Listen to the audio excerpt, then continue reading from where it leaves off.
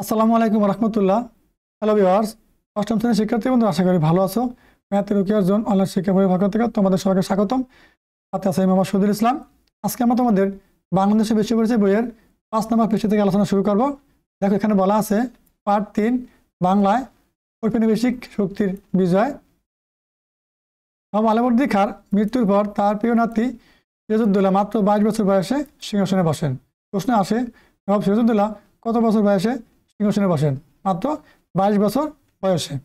আরেকটা প্রশ্ন আসে যে সিরাজউদ্দৌলার নানার নাম কি? নবাব আলীবর্দী খাঁ। এই সময় তার সামনে একদিকে উদীয়মান ইংরেজি শক্তি ও হামলাকারী বর্গীদের সামলানোর কঠিন কাজ, পাশাপাশি বড় খালা ঘসেটি বেগম, মানে কি তার খালা ছিল বড় খালা ঘসেটি বেগম, এবং এই ঘসেটি বেগমের ছেলে ছিল কি মীর জাফর, সেনাপতি ছিল কি এই নবাব সিরাজউদ্দৌলার সিংহাসন শাসন করছে। ওই সিংহাসনের সেনাপতি ছিল কে? মীর জাফর। এই মীর জাফর ছিল কে? ওই তারই খালাতো ভাই এবং তার বড় খালার ছেলে কে? ঘসেটি বেগমের ছেলে সেনাপতি মীর জাফর। খেয়াল রাখবা। আলী খানের মতো ঘনিষ্ঠ জনদের ষড়যন্ত্র মোকাবিলার কাজ। সিরাজের বিরুদ্ধে তৃতীয় আরেকটি পক্ষ, এটা কি বণিক শ্রেণী, সক্রিয় ছিল। অর্থনৈতিক কর্মকাণ্ডের বিস্তার ঘটার সাথে সাথে বড় ব্যবসা কেন্দ্রগুলোতে প্রভাবশালী দেশীয় বণিক সমাজের অভ্যুদয় ঘটে। বাংলা এরা ছিল প্রধানত রাজপুতনা থেকে আসা মারওয়ারি বণিক। যারা যে বণিক ছিল এরা কিন্তু আমাদের দেশের না, এরা ছিল অন্য বিদেশের। রাজপুতনা থেকে আসা মারওয়ারি বণিক। এদের মধ্যে জগৎ শ্রেষ্ঠ কে ছিল? উমিচাঁদ প্রমুখ উল্লেখযোগ্য। তাহলে এদের মধ্যে জগৎ শ্রেষ্ঠ একজনের নাম আর উমিচাঁদ আরেকজনের নাম। যে বণিক শ্রেণীর দু একজনের নাম বলো, প্রশ্ন আসবে। এক নাম হচ্ছে জগৎ শেঠ, আরেকজনের নাম কি? উমিচাঁদ। নবাবের বিপরীতে একাধিক দেশীয় ষড়যন্ত্রকারী ও ইংরেজেরা গোপনে জোট বাঁধে। শাসনকর্তা নবাবের অদক্ষতা বিরোধী পক্ষের অবস্থানকে শক্তিশালী করে। এরই সবশেষ ফল হল 1757 সালের 23 জুন পলাশীর আম্রকাননে পলাশীর যুদ্ধে বাংলা বিহার উড়িষ্যার নবাবের পরাজয় ও নির্মম মৃত্যু। ইংরেজদের হাতে বাংলায় পতন। পলাশীর যুদ্ধ হয় 1757 সালের 23 জুন। আর এই যুদ্ধে কি পরাজিত হয় কে? এই যে নবাব সিরাজউদ্দৌলা এই যুদ্ধে পরাজিত হয়।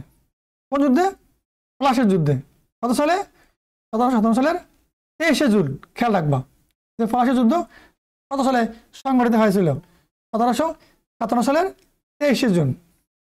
কোথাও আবার প্রশ্ন আসে যে পলাশীর যুদ্ধ কোথায় অনুষ্ঠিত হয়েছিল? যে পলাশীর আম্রকাননে, মানে একটা বাগানে। খেয়াল রাখবা। আরেকটা প্রশ্ন আছে যে বাংলা বিহার উড়িষ্যার ক্ষমতা ইংরেজদের হাতে চলে যায় কোন আন্দোলনের মাধ্যমে বা কোন যুদ্ধের মাধ্যমে? পলাশী যুদ্ধের মাধ্যমে। খেয়াল রাখবা। বিজয়ের পর ইংরেজরা মীর জাফরকে নবাব বানালেও মূল ক্ষমতা তাদের হাতে চলে যায়। ওই যে মানে এই যুদ্ধ পরাজয়ের মূল কারণ ছিল এই যে নবাব সিরাজউদ্দৌলার সেনাপতি ছিল তার খালাতো ভাই মীর জাফর। সে তাদের সাথে কি এই যে মানে নবাব সিরাজউদ্দৌলার সাথে বিশ্বাসঘাতকতা করে, এই ইংরেজদের সাথে মানে ষড়যন্ত্র করে ক্ষমতা ওদেরকে দিয়ে দিছে। এই যুদ্ধ আমি মানে ভালোভাবে যুদ্ধ করে না, যুদ্ধ ছেড়ে সে চলে গেছে। নবাব সিরাজউদ্দৌলা যুদ্ধে পরাজিত হয়েছে এবং মৃত্যুবরণ করছে। এরপরে ক্ষমতা তাদের হাতে চলে গেছে। কাদের হাতে? ইংরেজের হাতে। ইংরেজেরা আগে তাদের সাথে চুক্তি ছিল যে মীর জাফরকে ক্ষমতা দিব, কিন্তু মীর জাফরকে নবাব বানাচ্ছে ঠিক আছে, কিন্তু মূল ক্ষমতা ছিল কাদের হাতে? ইংরেজদের হাতে। দুটি ইংরেজ সেনাপতি রবার্ট ক্লাইভ হন সর্বে সর্বা। তখন এই অঞ্চলের সেনাপতি হন কে? রবার্ট ক্লাইভ হন সর্বে সর্বা। মানে কি দেশের যেটা বলে হর্তাকর্তা, মূল বা রাষ্ট্রপতি হোক যেটা হোক, দেশ পরিচালনার মূল দায়িত্ব ছিল কাছে এই যে রবার্ট ক্লাইভের হাতে। তবে 1764 সালে বক্সারের যুদ্ধে মীর জাফরের উত্তরসূরি মীর কাসিমের পরাজয়ের মাধ্যমে বাংলা শাসন ক্ষমতা আনুষ্ঠানিকভাবে ইংরেজদের হস্তগত হয়। তাহলে প্রশ্ন আসতে পারে যে বক্সারের যুদ্ধ হয়েছে কত সালে? 1764 সালে বক্সারের যুদ্ধ শুরু হয়েছিল। ঠিক আছে, কার সাথে? মীর কাসিমের সাথে আর ইংরেজদের। বাংলায় প্রতিষ্ঠিত রাজশক্তির বিরুদ্ধে একটি ভিনদেশি বাণিজ্যিক কোম্পানি তথা ঔপনিবেশিক শক্তির এই বিজয়ের কারণ কি ছিল? এর পিছনে নানাবিধ কারণ থাকলেও কয়েকটা প্রধান কারণ হলো: 1 নম্বরে বাংলা শাসকদের দুর্বলতা এবং অভ্যন্তরীণ কুন্দল ও চক্রান্ত এবং তা মোকাবিলার তরুণ অনভিজ্ঞ নবাবের অপারগতা। 2 নম্বরে উদীয়মান অর্থনৈতিক ও সামরিক শক্তি হিসেবে ইংরেজদের উত্তরোত্তর ক্ষমতা বৃদ্ধি এবং অন্যদিকে তাদের কূটকৌশল বোঝার মতো পারদর্শী দেশীয় রাজনৈতিক নেতৃত্ব ও শক্তির অভাব। 3 নম্বরে ইংরেজদের উন্নত সামরিক শক্তি ও রণকৌশল ও নেতৃত্ব। 4 নম্বরে অর্থনৈতিক শোষণ ও নির্যাতনের শিকার প্রজাদের সাথে শাসকদের দূরত্ব। এটাই ছিল যে নবাবের সাথে ইংরেজদের দ্বন্দ্বে বাংলার সাধারণ মানুষ ছিল নির্বিকার।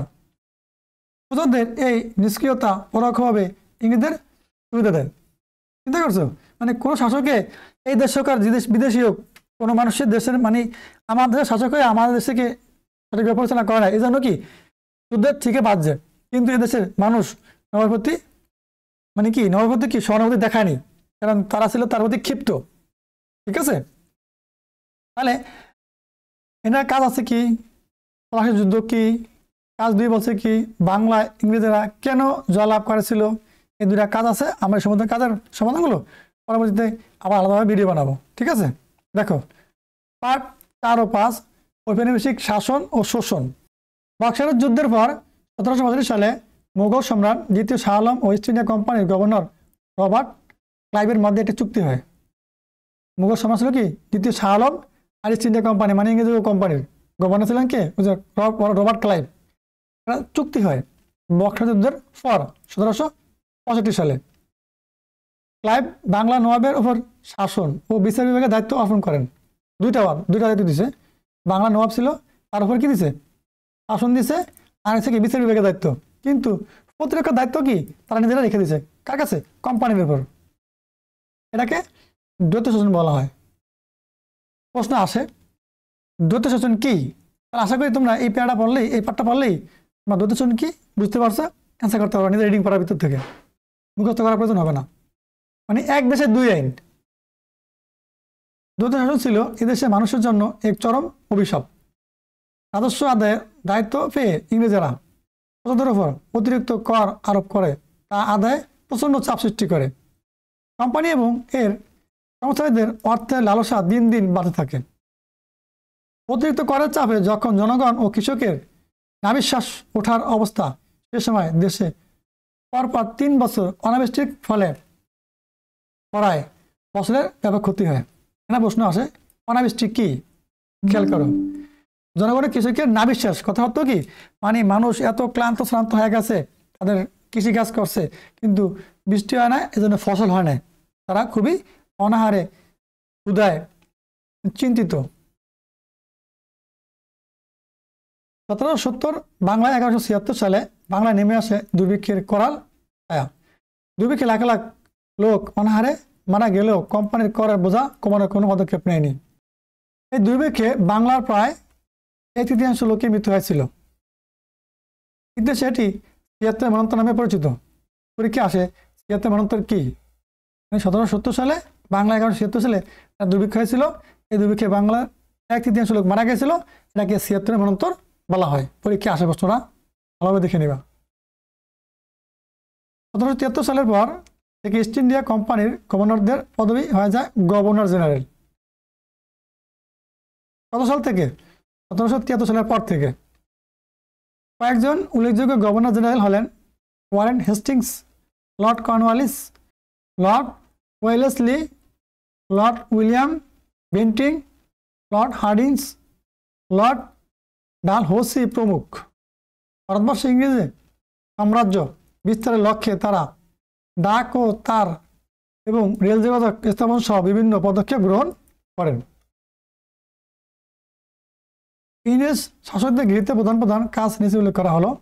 1 নম্বরে 1858 সালে ব্রিটিশ পার্লামেন্টে গৃহীত ভারত শাসন আইনে বাংলায় ব্রিটিশ গভর্নর জেনারেলের হাতে ভূমি আদর্শ ব্যবস্থা অর্পণ করা হয়। ভারত শাসন আইন আইন পাস করা কত সালে? 1858 সালে। প্রশ্ন আছে যে ভারত শাসন আইন পাস করা কত সালে? 1858 সালে। 2 নম্বরে 1793 সালে চিরস্থায়ী বন্দোবস্ত চালু করে ব্রিটিশদের অনুগত জমিদার শ্রেণী তৈরি করা হয়। প্রশ্ন আসে চিরস্থায়ী বন্দোবস্ত চালু করা হয় কত সালে? 1793 সালে। সুন্দর প্রশ্ন, খেয়াল রাখবা। 3 নম্বরে রাষ্ট্র ও প্রশাসন পরিচালনায় ইংরেজ কর্তৃত্ব প্রতিষ্ঠার ব্যবস্থা করা হয়। তাহলে আজকে আলোচনা এই পর্যন্তই থাকুক। পরবর্তী ভিডিও দেখার আমন্ত্রণ জানিয়ে এখানে বিদায় নিচ্ছি। ভালো থাকো, আমাদের সাথে থাকো। আল্লাহ হাফেজ।